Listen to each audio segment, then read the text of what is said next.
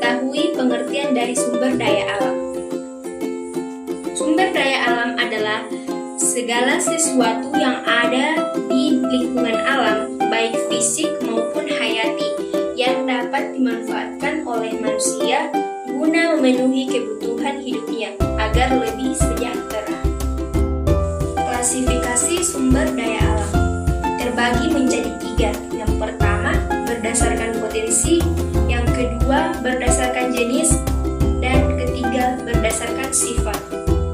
Sumber daya alam itu sendiri terbagi menjadi 5. Yang pertama, materi, hayati, waktu, energi, dan ruang. Pertama yang akan saya bahas yaitu sumber daya alam materi. Merupakan sumber daya alam yang dimanfaatkan dalam bentuk fisiknya, seperti batu, kayu, besi, dan serat kapas. Yang kedua, sumber daya alam energi. Sumber daya alam energi merupakan sumber daya alam yang dimanfaatkan energinya.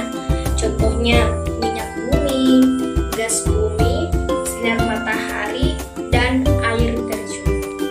Yang ketiga, sumber daya alam ruang. Sumber daya alam ruang merupakan sumber daya alam yang berupa ruang atau tempat hidup.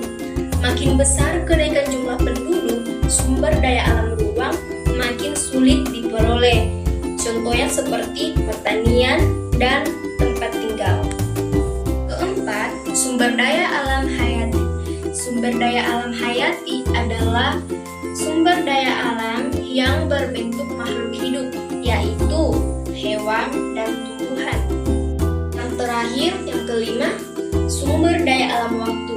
Sebagai sumber daya alam, waktu tidak berdiri sendiri, melainkan terkait dengan pemanfaatan sumber daya alam lainnya.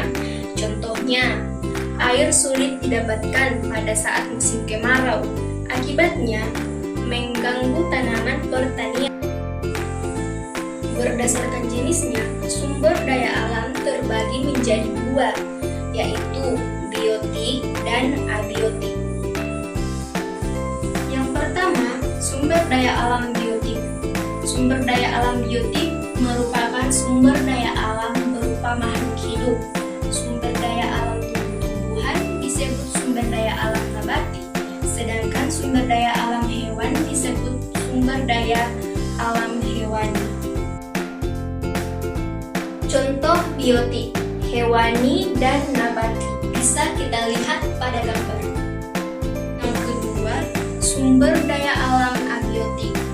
Sumber daya alam abiotik disebut juga sebagai sumber daya alam fisik, yaitu sumber daya alam berupa benda-benda mati. Contohnya tambang, air, dan tanah.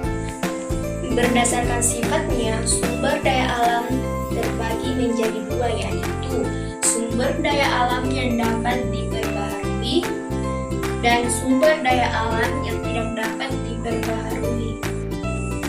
Sumber daya alam yang dapat diperbaharui terbagi menjadi 2. Yang pertama, perubahan dengan produksi, dan yang kedua, perubahan dengan adanya siklus.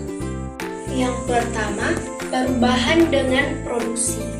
Perubahan ini terjadi pada sumber daya alam hayati, seperti hewan dan tumbuhan. Sumber daya alam ini dapat ditingkatkan dan keanekaragamannya. Yang kedua, perubahan dengan adanya siklus. Beberapa sumber daya alam, misalnya air dan udara, terjadi proses yang meningkatkan pembentukan siklus. Dengan demikian, selalu terjadi pembaharuan. Yang kedua, sumber daya alam yang tidak dapat diperbaharui. Sumber daya alam ini terdapat dalam jumlah yang relatif, statis, karena tidak ada penambahan atau pembentukannya sangat lambat. Contohnya, bahan mineral, minyak tanah, gas bumi, batu bara, dan barang tambang dan sumber daya fosil lainnya.